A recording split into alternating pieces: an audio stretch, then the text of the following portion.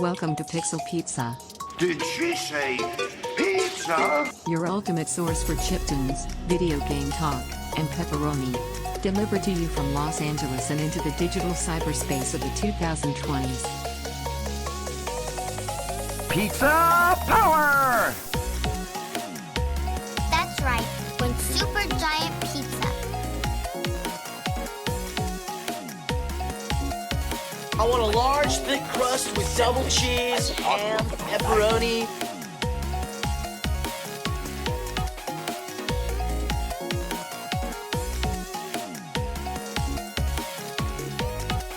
Hey, where's my pizza? Pizza time. Welcome to Pixel Pizza. We are here on February 22nd, though this will be going up February 23rd, making this the first episode of our second month on the air, on the podcast airwaves. We have reached our month-iversary, and I'm loving the way this is going. I feel we are going strong, and I cannot wait for the future of the show, continuing to build up new ways to grow the show. We're on Twitter now, at Pixel Pizza Pod. We're on Instagram, at Pixel Pizza Show. We're doing some ad work. We're getting some more guests. It is a very exciting time to be a Pixel Pizza listener and creator. That's me, DJ Jet Set, aka Jared. So, this week, we are doing something a little different, and I'm very excited about it. Because, every week we talk to someone who has a different role in the industry. And this week we are talking to someone who does what I do, or what I am trying to do, which is voice acting.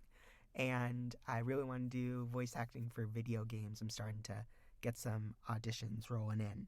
But anyway, she is someone much more experienced than myself, and I think we'll have a really cool discussion, kind of talking shop about voiceover. And her name is Alana Marie, and she's really cool, and I'm excited to speak with her. So we are going to go into our first track of the day before that, which is from the artist KELChip, and this is their track Sand Hippies. So we'll play the track, and we'll see you after the break for our interview. Enjoy.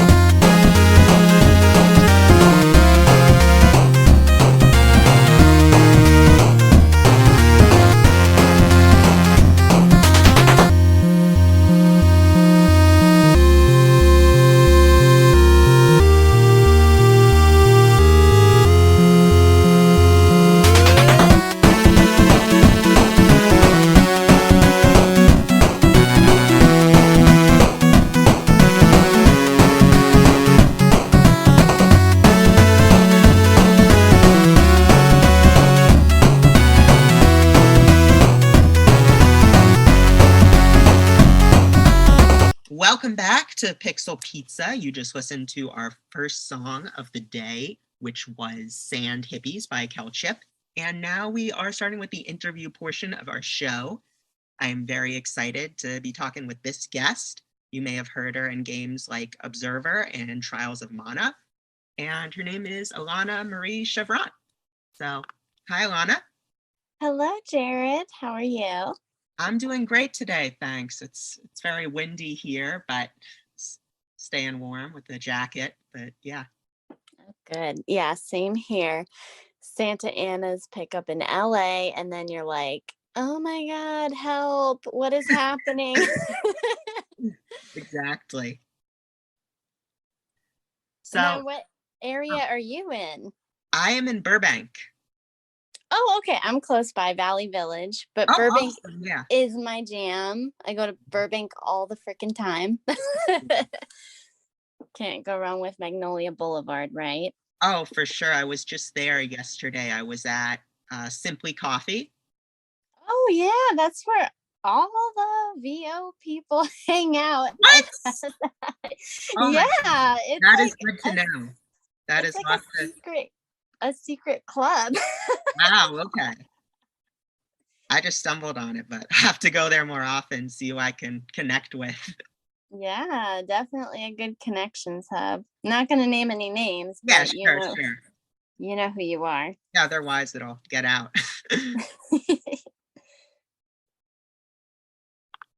Yeah, so I like to start out my show with asking guests a question, and that question is, when did you know that games were something you wanted to work on? Hmm. I think since I was a little kid, I used to play all the Donkey Kong games, all the Mario games. Um, there was something that I love so much about it being interactive and making your own choices.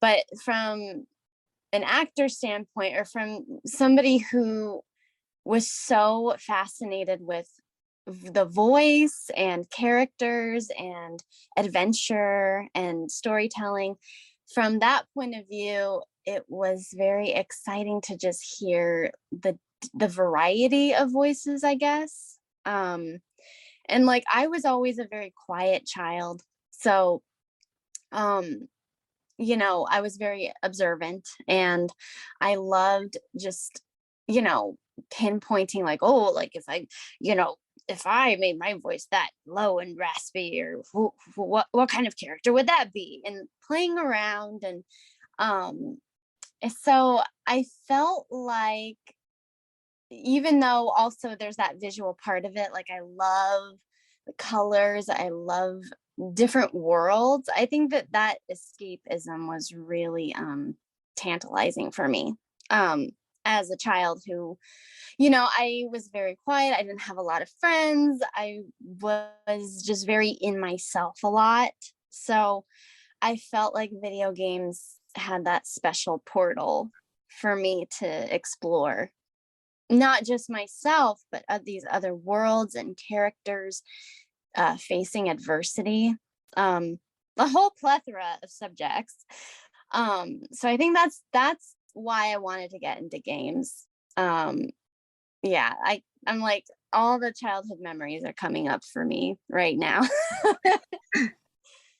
Totally. I know exactly what you mean. I feel like there are so many games I played growing up that kind of made me want to better myself, like facing adversity and overcoming challenges in a game just give you more courage to be more in real life.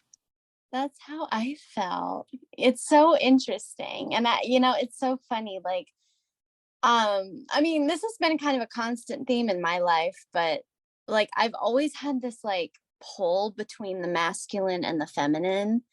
And I always feel like there's a lot of different video games, though, I feel like before it was very male centric, and now it's kind of getting more into, the female badassery. Like we didn't have a lot of badass females, pre, the 90s.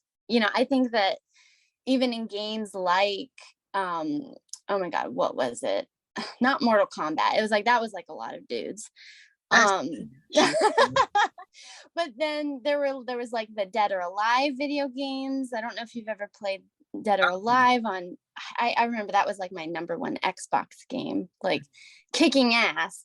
And then all the badass females. Yeah, like I felt like there was that great marriage of masculine and feminine with all those different games. And I think it's getting better now, especially. Oh my God, there was a game that just came out, and oh man, what was it called? Oh God, now I'm Horizon. gonna the Horizon Yeah, game that just came out. Yeah. Oh my goodness. I'm so Like excited to play that. I want to play that so bad. It looks so amazing. But I actually like, now how I live, I'm kind of a cottage witch, if you don't mind the term. I like grow some of my own food, and I like kind of live this kind of witchy lifestyle. I try not to, spend a lot of time with screens, Sure. but I have a lot of friends that do have their game consoles. So it makes it a much more special experience when you go play with friends, or like if I'm, maybe house sitting for somebody and they have a game console, I'll play then. And I'll be like, oh my God, what games do they have? So in a way, nowadays, I feel like it's a much more special thing to do, for me at least. I know it's a kind of an everyday thing for people with they love getting into that world every evening or something. But for me, I feel like it has to be like, 2 to 3 hours while snacking and, hydrating and like diving into the world and having that experience. And yeah. Yeah, it's definitely very special, and everyone has their own way of really getting into it, which is super cool. Do you have any favorite games? Uh, I love, and I guess this is a good topic for voiceover, the Metal Gear Solid games. Oh, Those were like the first I can think of where like, characters and voice acting were this really big, significant thing. You had like David Hayter and Cam Clark, a lot of badass women in that too. Lori Allen, who I studied under for a while. mm. And yeah, it's really cool storytelling, a lot of espionage, political thriller stuff. Oh, Uh, I love that. all the Final Fantasy games, I'm a big fan of. Oh, yes. Oh my goodness. Yeah, it's beautiful. I love the marriage between like the classic Disney, but then having that warrior sort of element to it, and, treasure, and um I don't know, just seeing like a different version of all those characters that I think that's, or not like a different version, but just like an extension of them, like in different situations. I haven't fully played it, but I know some people who worked on it, and it is so gorgeous. Yeah, so tell me, I guess, about like your journey once you started working in the industry. What was that like, and some of the projects? So let's see. I had a very interesting kind of stumble into it, but it really did come from having a theater background. Um, I used to act in a lot of little plays when I was younger, but then I had a huge gap in between where I studied Taekwondo for 10 years, Wow. and I got my black belt. I competed a lot. Um, it was a very like, uh, I worked so hard in that arena for a while, but there was always this little piece of like, there was like this little artist fairy that was following me around in my head. Like it was weird. I would get inspired by like the people around me and how they were as humans, rather than like the actual sport itself. I mean, I love Taekwondo. Now I'm more of a pole dancer now. That's my sport of choice. So I've always been in touch with my body and like loving artistry through dance. So Taekwondo didn't offer me a lot of that artistry. It did give me a sense of sort of courage and I always felt like I had this sort of, that badass touch of like, I can do this crazy thing. I can do anything. But I was looking for something deeper and like more psychological, I guess, like with doing theater and acting. So I did that for a while in college, and among other things, like I did stage management. I was all over the place. I was jumping in between stage management gigs and babysitting gigs and whatever little, plays that paid. Out here it's a whole thing. But so then I had a lot of people telling me, you have a very distinct voice, and if acting is a passion, like voice acting is definitely a big route for someone like you. And so I always had little pings of voice acting, because even when I was little or in my teen years, some people were mean and they would make fun of my voice. They would like, oh, Alana, she's so cute. Like, you just, if I said something and I had a very sing-songy way of saying it, somebody would mimic me. And it hurt, but then at the same time, I'm like, well, you're just jealous because, I mean, because it's that whole thing. I don't know who it was, but I got really inspired by somebody like, Richard Horowitz, like Oh yeah. his crazy voice, like he's got that very distinct quality about his voice where people are taken aback, and I think that is a big strength, because that's, what gets your attention with cartoons and blah, blah, blah. But anyway, back to my journey. So I started getting more into the classes, and I started with Bill Holmes, who is, to me, he is the most laid back, chill, but also very hard on your ass voiceover teacher. And he has a studio out here in North Hollywood, Compost Productions. And it's become kind of a big production house now too. Very multimedia, lots of voiceover classes. So I started with him, and it was nice to be able to play more and have that support. So, being somebody who was very quiet when I was little and quite under a chokehold, frankly, just with how I was raised and my my Taekwondo journey, it was so nice to be able to let this floodgate out of characters and voices and the different things I could do with my voice and singing. And it was him, and then two mentors of mine that are there or were there, Dana Powers and George Ackles. They are amazing coaches.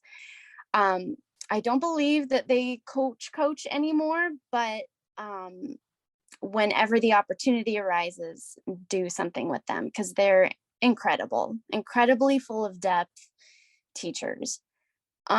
So anyway, that was my roster of people that I worked with. And then in within these classes, there would be some opportunities for auditions. So I auditioned for Trials of Mana. Well, that was a lot. That came after this journey that I went on, where I was in a traveling dance videography company, and we traveled around the country And one of my first voice acting gigs I actually got while I was with them. And it was for the Shopkins Happy Places web series. And it was a big deal only because Shopkins was such a huge toy brand at the time, and kind of still is. And I got like 10 characters, and I was recording all of these in hotel closets while I was on the road. So that was like, I don't know, it was this thing of, I have this day job, but I need to work on my dream too. And so it was like, you know, while all my coworkers were like, oh, we're done for the day, we're gonna go drink at the bar downstairs in this swanky hotel, I was going back up to the hotel room like 10:30 p.m. at night until like 1 a.m. doing auditions or doing gigs. And I was tired and it was a lot, but that's some, you know, you have to do crazy things to support yourself, but then also work towards your dreams and sacrifice, you know, a Jack and Coke at the bar. You know what I mean? How do you So, energize? Oh, sorry. oh, go ahead. How do you energize yourself in those like late night auditions when you're worn out? Oh my God. Well, I mean, I don't want everybody to do this, but like, you know, coffee's not always the best thing for your body, but it helped me in the moments that I needed it. But also, I mean, in a bigger way, it was the fact that I was opening a portal to my imagination that I had when I was a child, that I like barely got to tap into. So I think that on a really deep level for me, it felt like, oh my God, I get to let my child come out to play. And that was a spark of energy for me. And I think that, you know, and the other thing too was like just management of energy. So when I was filming a lot, I would really try to like just, I meditated a lot actually. That was when I started meditating.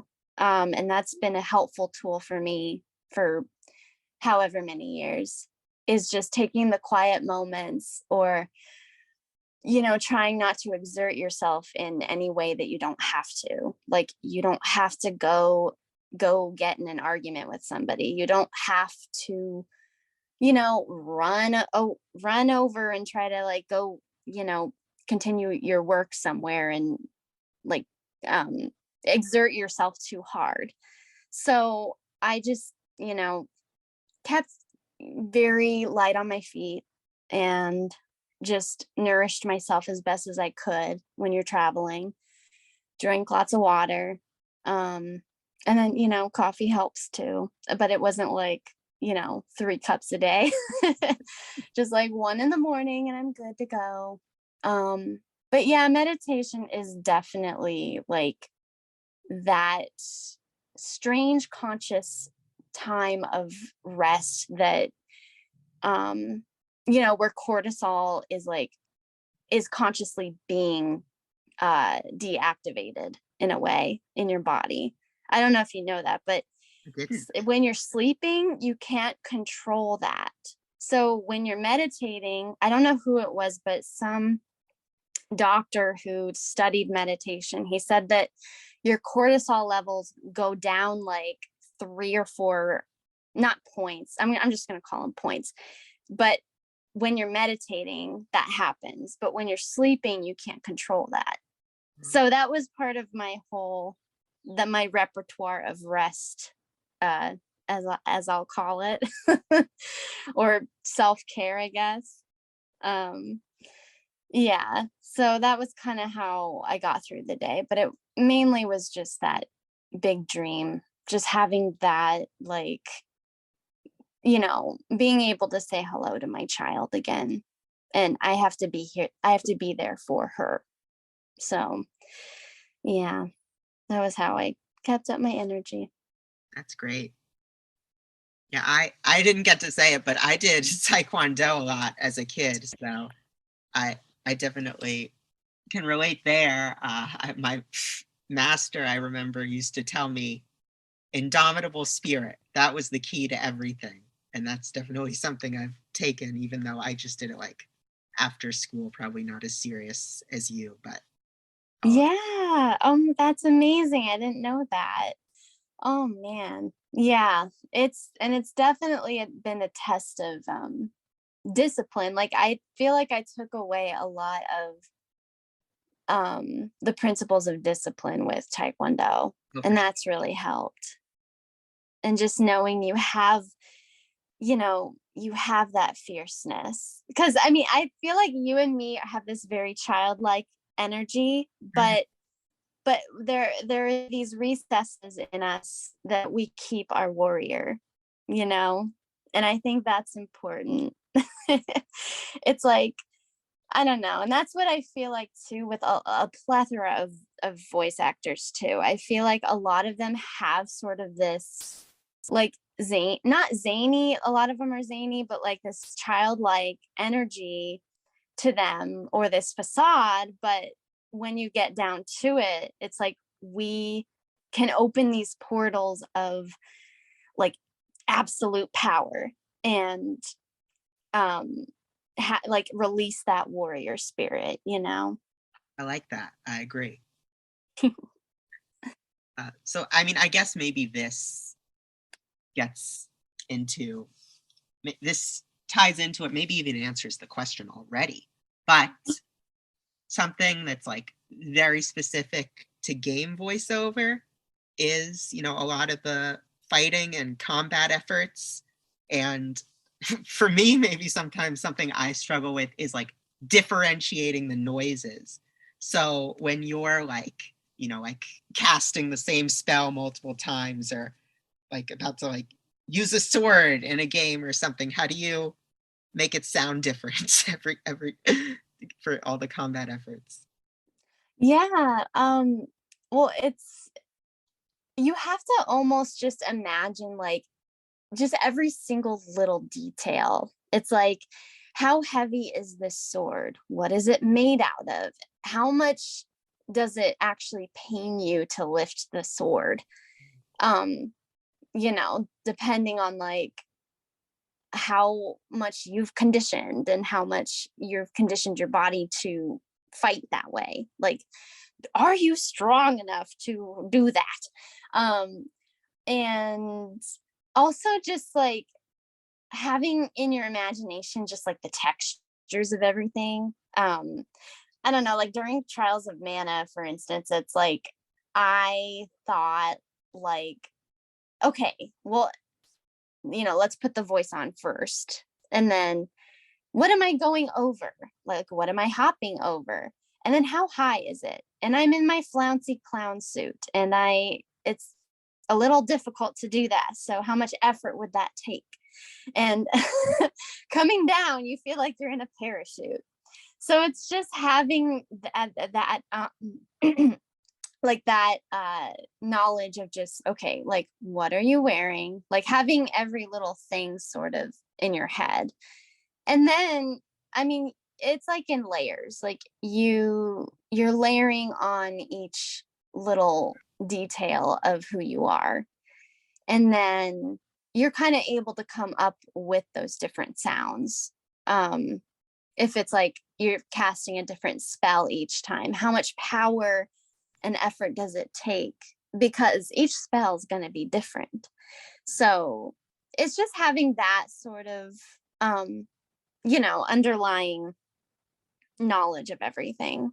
And I don't know, like you do have to kind of overthink it in a way, but that's what helps you build the world as well.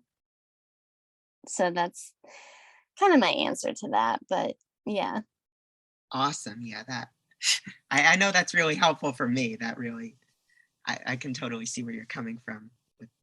Yeah, like or like what do these monsters even look like and how freaked out are you too? Like all these little things of the feelings, you know?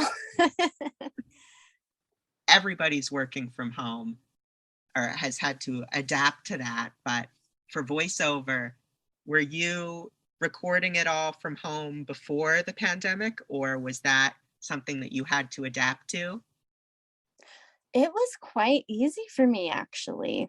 I mean, what's so funny is like the thing that was difficult for me, it was not being around people to work on the craft.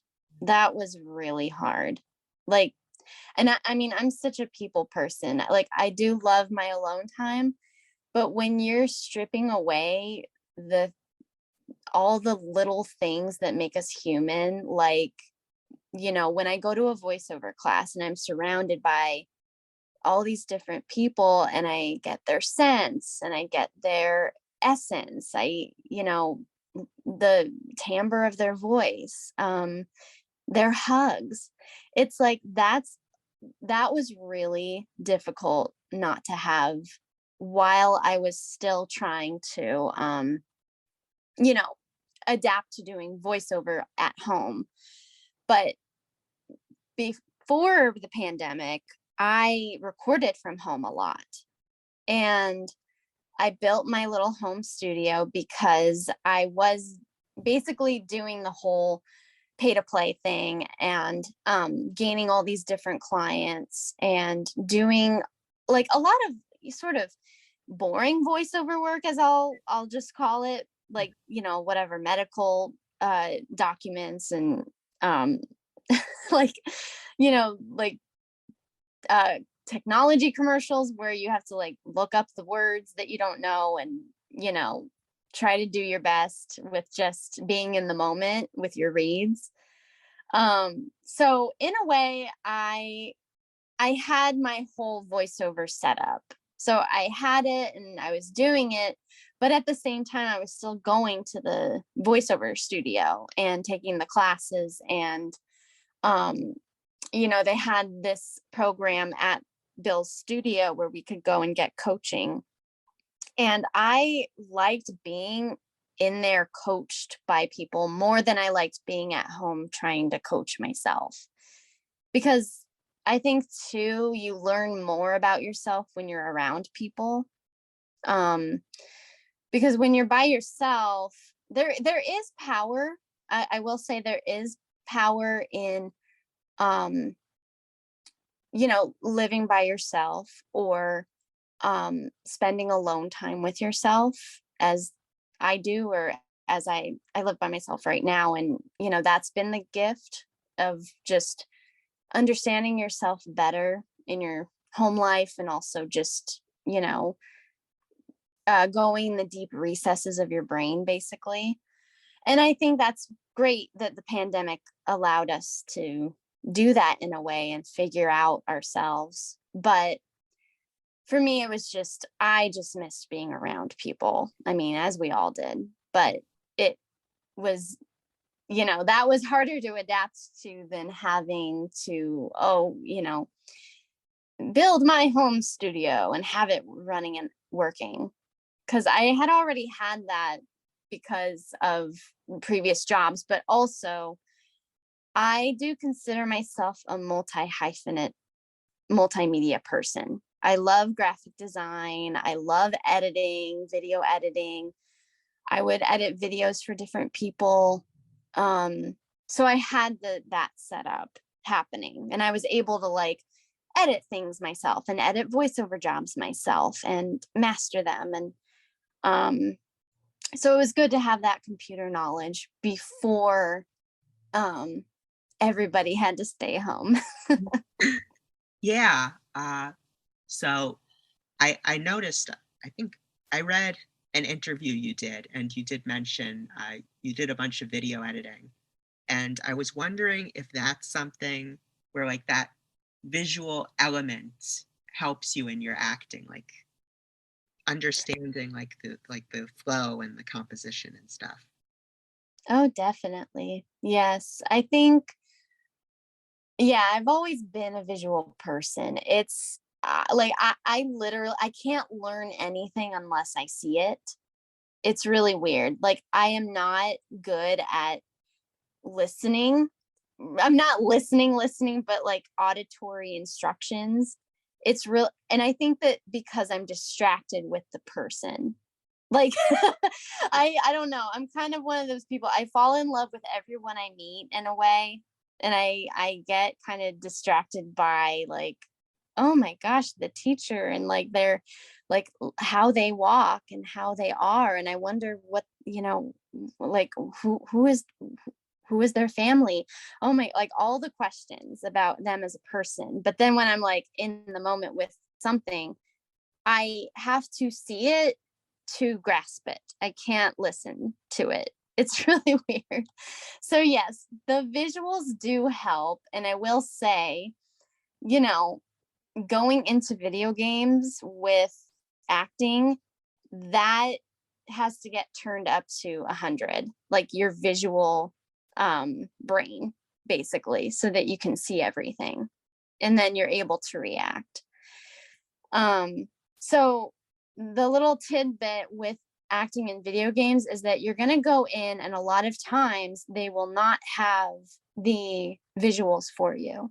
In fact, I will tell you, I did not know what Charlotte looked like.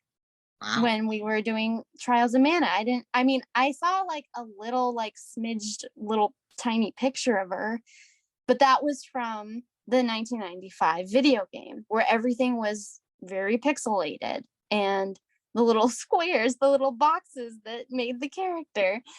So I didn't know what she was going to look like, but when they told me, and then I can imagine, and came up with her voice, but also injected many elements of my journey as me. And I was little. I was one of the smallest people in my class growing up. I had Bell's palsy for 5 months in school, and I had to wear an eye patch. And that was so hard, being little and like made fun of. And I dressed very like tomboyish. So I just didn't fit in so much. So I put in a lot of those emotions into her. But the visual thing, it's like I had to just you have to be in the moment with who your character is and just really try to imagine that world. And then when you're in that moment and you're not thinking so much of like, oh, how do I say something? It's why am I saying this? And then it becomes more real in your acting.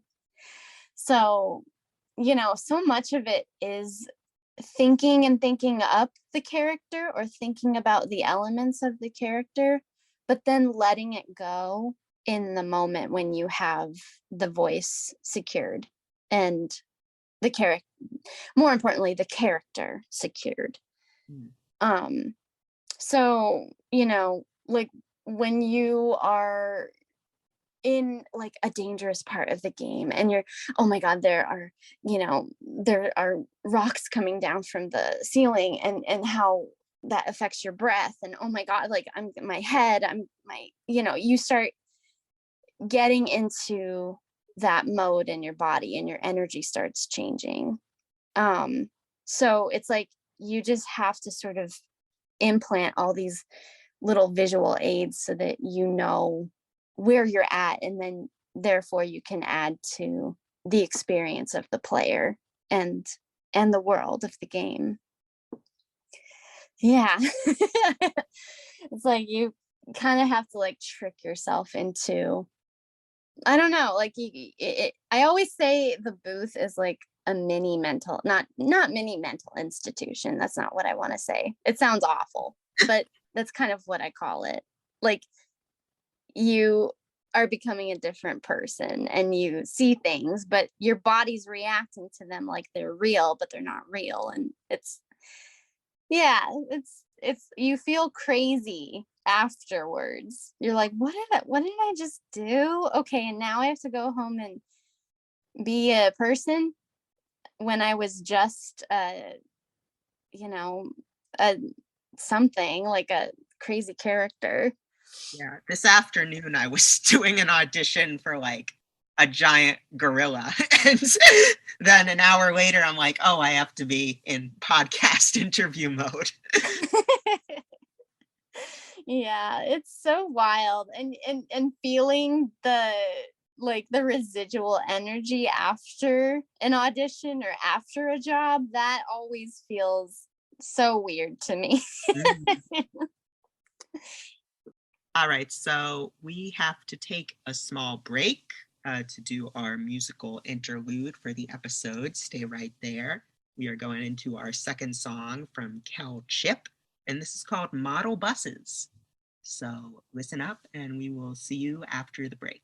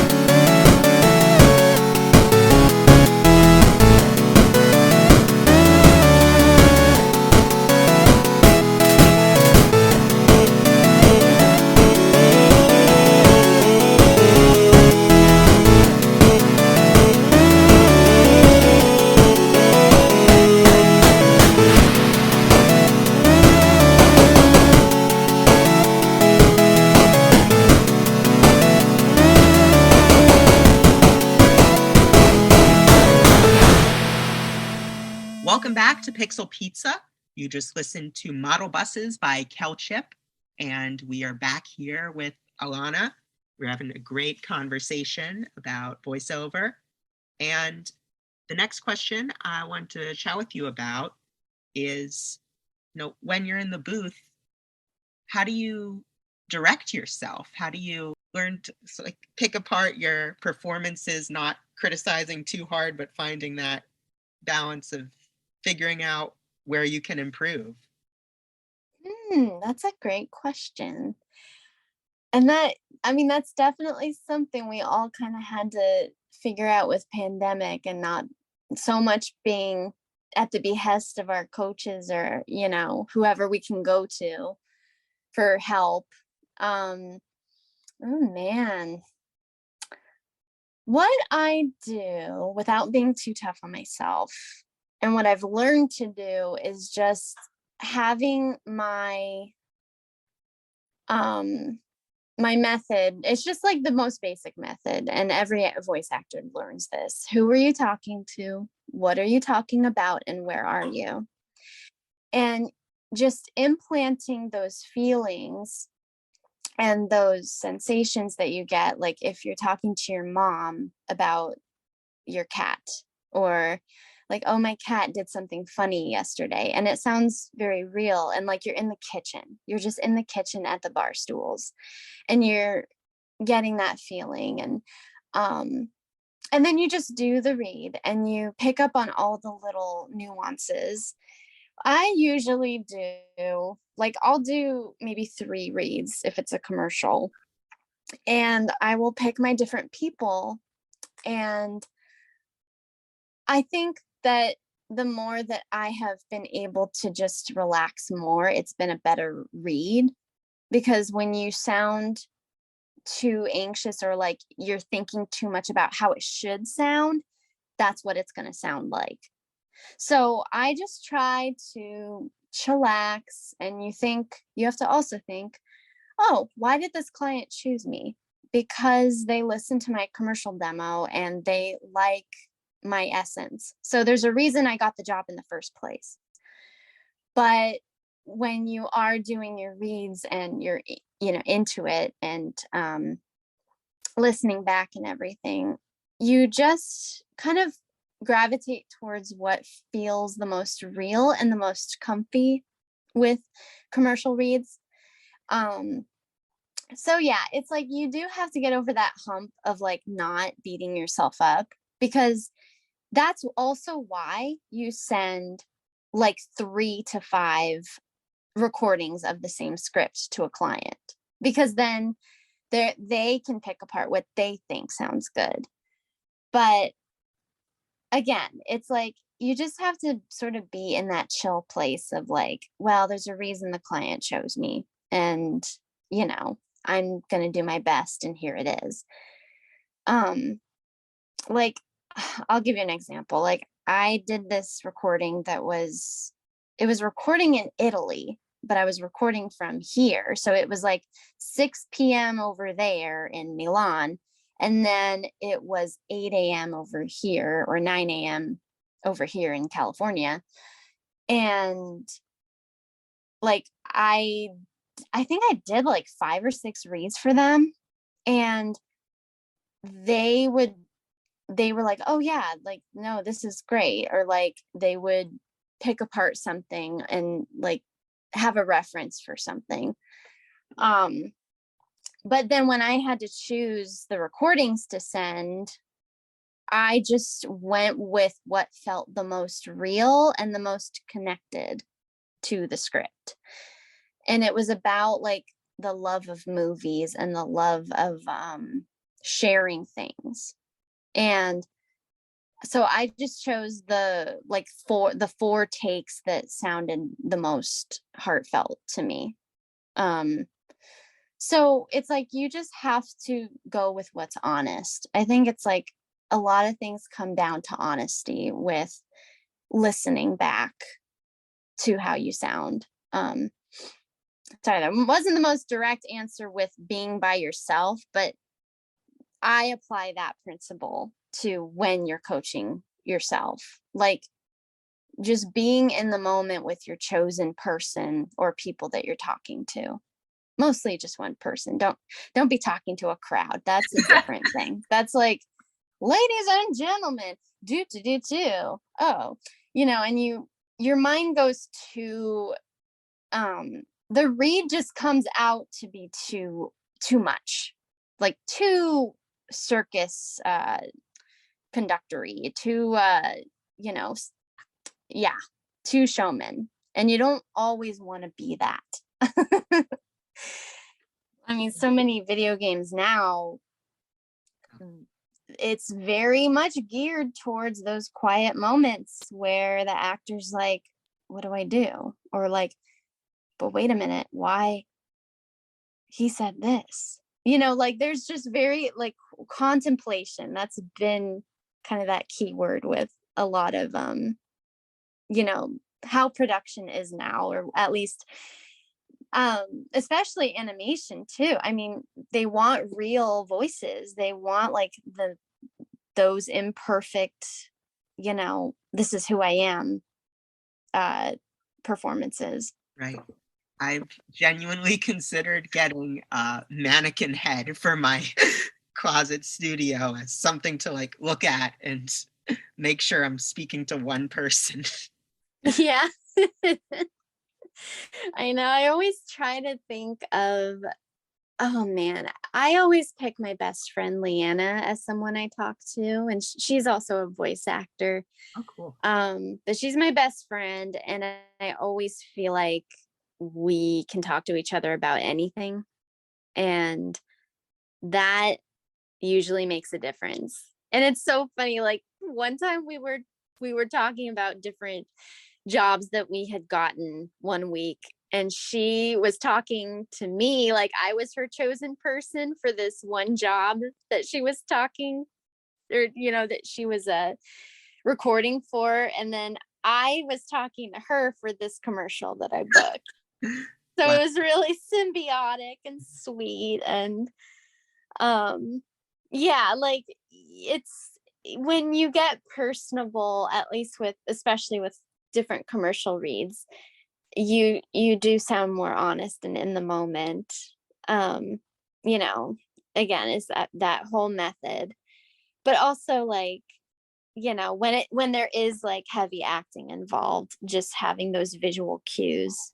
um and it's like editing does the trick too sometimes if like the director wants something specific.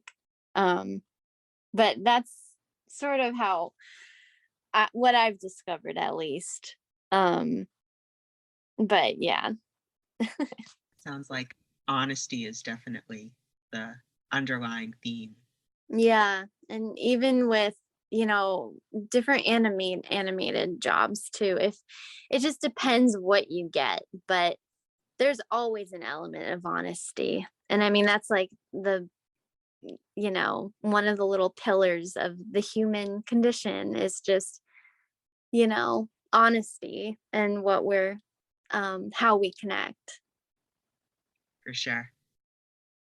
Is there a dream project you have, a character or a series that you would really want to be involved with? Oh man, it's so funny. I don't right now. I feel like I used to.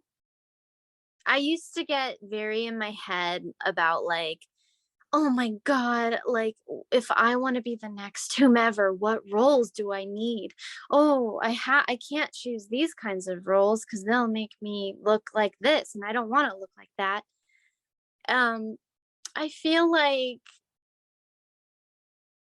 if I could choose a dream project right now, I mean, I did get very inspired by when I played Resident Evil Village. Oh, yeah. That was meaty and ugh, gargantuously amazing, and I loved every little bit of playing that game, and the all the different voices, all the different characters, the grotesque and the ugh, I love anything that I love horror.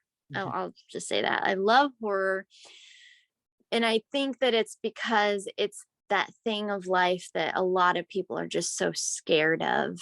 And I like diving into the fear. And so I feel like, I'd want to be part of things where I feel like there is an honest beating heart to it, in the sense that like I can connect to it on a visceral level. And it can be flouncy and superfluous, you know like I would love to do something like with My Little Pony, or oh my God, I mean, Pokemon. I used to be obsessed with Pokemon, and um I mean, when I did Shopkins, that was already like a dream come true for me. I just wanted to do dolls. I wanted to be these little girls. I wanted to have fun and like, you know, let myself like bake in the kitchen and dance among the flowers and be cutesy, because didn't get to be cutesy when I was younger. And it's fun to put that energy into the booth. So it's like, I mean, honestly, now that I think about it, you're really making me go through the windmills of my mind right now. But Catwoman will always be number one for me. But but I want her to have a quirkier side to her. Kind of like Harley Quinn. I mean, Harley Quinn was my dream for a while when I was younger, but I've since let it go. Like, I've auditioned for her numerous times in different mediums. Didn't get her, but that's fine. It's just, I love the cat-like persona of Catwoman. And I always loved Eartha Kitt's portrayal of her in the Adam West TV show. Like, there's just something so that she's very sassy and luxurious, and like, I don't know, she just had her own like spin on it, and she did have a very distinct voice. It's like, I want to play characters like that I feel like bring out something in me that I connect with. I mean, like Charlotte, I will always feel like she is my number one, because I didn't know her true character. I didn't know about this game until I was cast. I didn't know like her essence. And then when I dove in, it was like, this character is me. Mm-hmm. It's me on some level. It's me when I was 6 years old. It's me now. It's like, I mean, and it sounds a little self-centered when just the way it sounds like, oh, I want to play characters like me. But I feel like that's why a lot of actors get cast in certain roles. It's because they themselves have an essence that you can't put your finger on, that connects to some character on some deep level. So it's like you're able to be a chameleon in a way, but when you try too hard, that people sense that. You know what I mean? Yeah. So it's like, I've let go of the idea that I need to play some role in my lifetime, because you also have to give room to people that are creating now, and they're creating original characters, and they'll need someone like you. They'll need someone like me. They'll need different people, and they won't have like a clear cookie cutter idea of like, say, the Joker or somebody. Like, they'll have a whole different brand of evil. Yeah, I don't know. I have very deep thoughts about like just expanding with characters and life, and That's great. Yeah, so I guess it's like, you don't want to put a round peg in a square hole, as they say. You don't want to be something you're not. If a character is already attuned to you, then that's the fit, right? Yeah. And sometimes it's like a relationship. It's like, if you're not a fit, something's not going to click. Something's not going to work. So then to a wider audience, something's going to feel like there's a hole in it, and then they're going to feel that empty void. But I mean, and it's not to say that you can't expand your repertoire, because you can always do that, at least vocally, but there's always going to be sort of this heartbeat that goes along with why somebody is cast as something. I remember someone telling me that and this was an actor friend, he said something like, oh, I wasn't cast, and they told me why. It was because I was too perfect for the role. And I was trying to decipher what that meant. But you really never know what a producer or a casting director or a director is thinking, because they too have their own vision. So it's just up to you as the actor to bring all of your colors to the table. And I mean, and then they always say when you're auditioning, that's your job, is to audition. Your job is not always to have the role. It's to spread yourself out to different people, or to different uh territories of your art, and see where you fit. It's like casting a net. So, it's like, and that's also where it comes in, where you can't be too hard on yourself. You can't beat yourself up because you didn't get the part. It's like, I mean, I remember maybe like 2-3 years ago, probably 3 years ago, when I fully got into that mode of, I'm going to audition and let it go. Just audition and let it go. Who cares? And when I forgot about something, it came back to me. And, Charlotte was definitely that. And then when I did Observer System Redux, that was it. That was what that was. It was like, I mean, because I play a very, suggestive role in that video game. And I just took what I knew in my own life with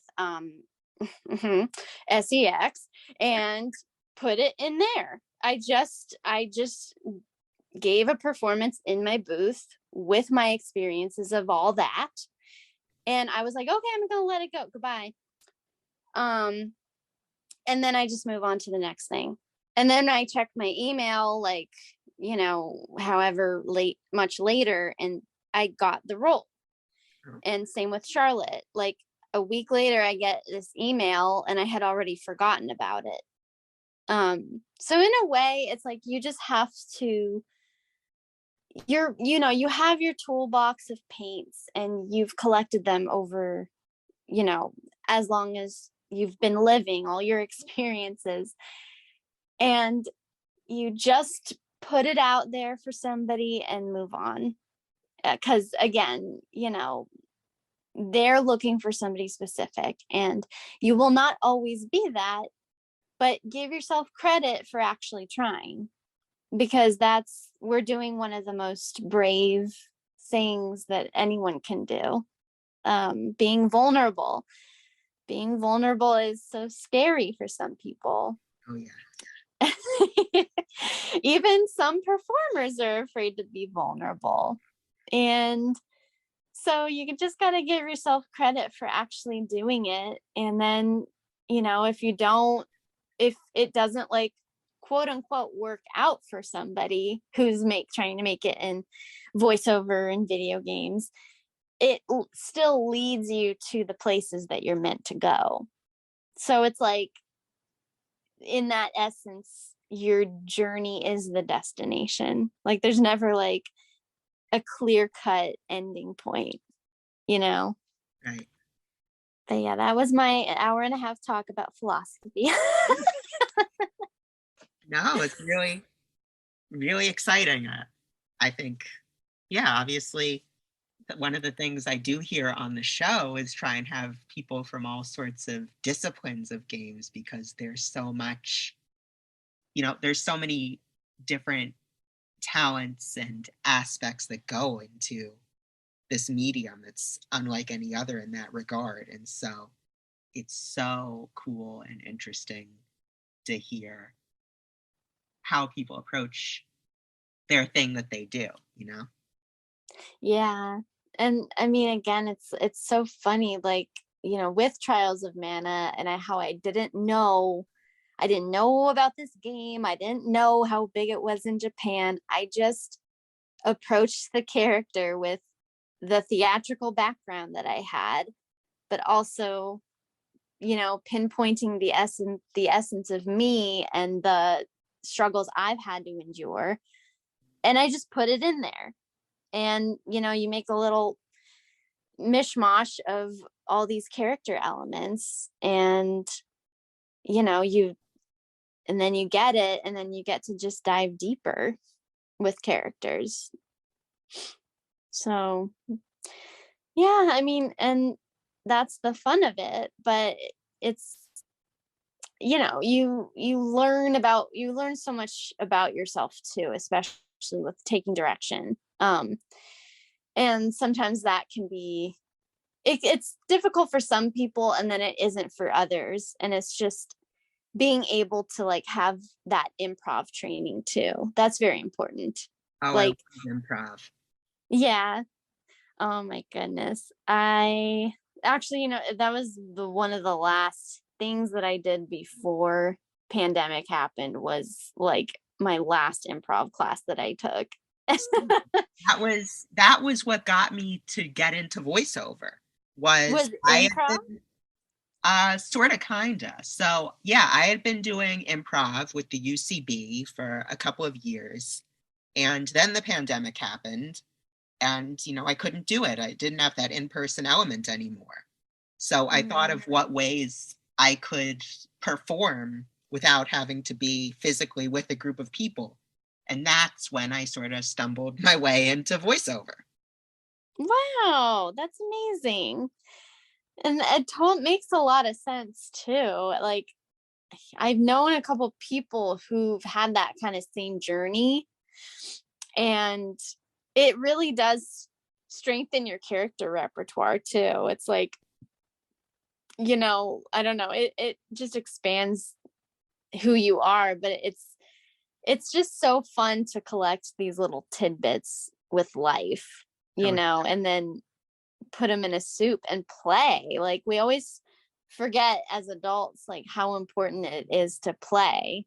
We're so bogged down by capitalism, sometimes we forget that part of our job is to allow ourselves to play.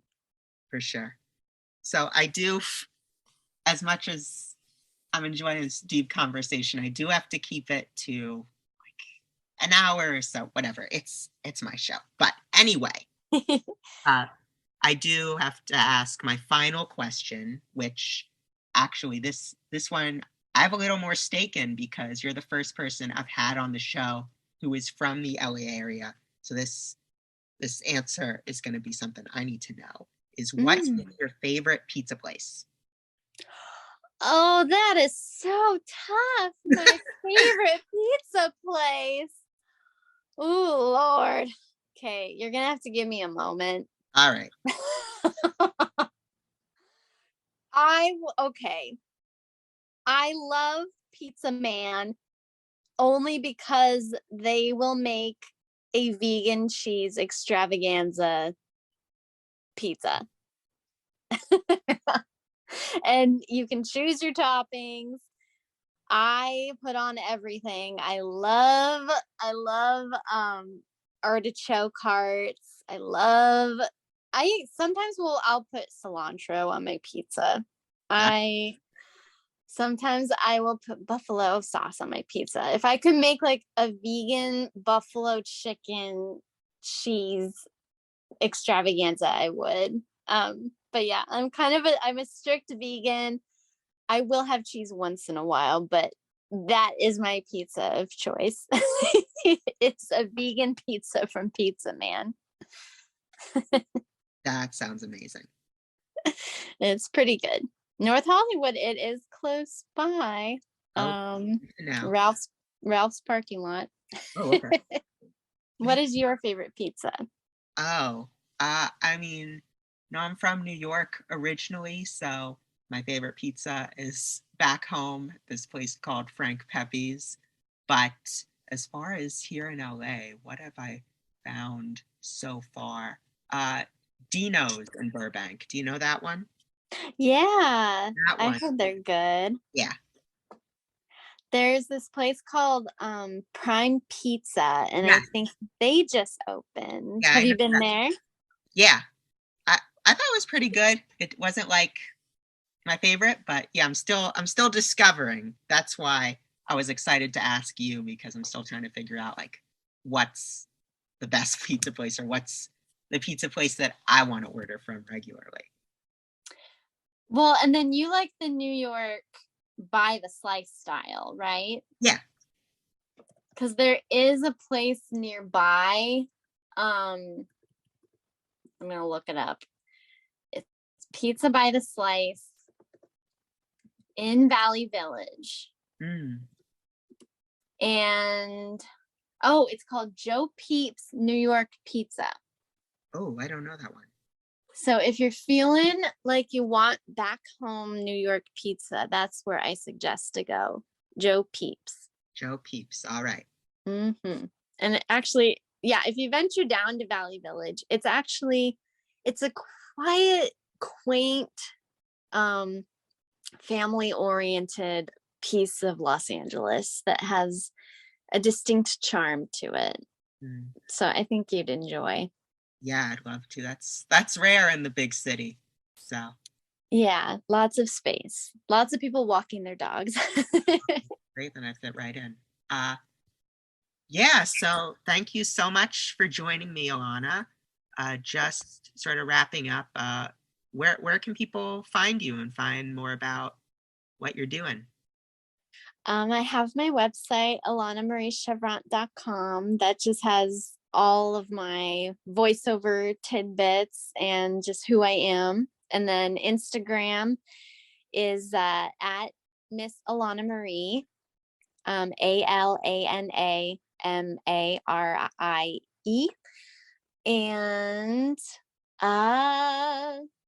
Twitter, I don't really go on my Twitter that much, sadly. I don't like all the the warring that goes on Twitter. I'll just post a nice thing and I'll leave. But Instagram's probably my number one place. Awesome. All right. Well, thanks so much. And we will see you listeners next week. We are leaving off with our final track from KELChip, and that is called Home. A little more of a relaxing one to flow out to. So enjoy that.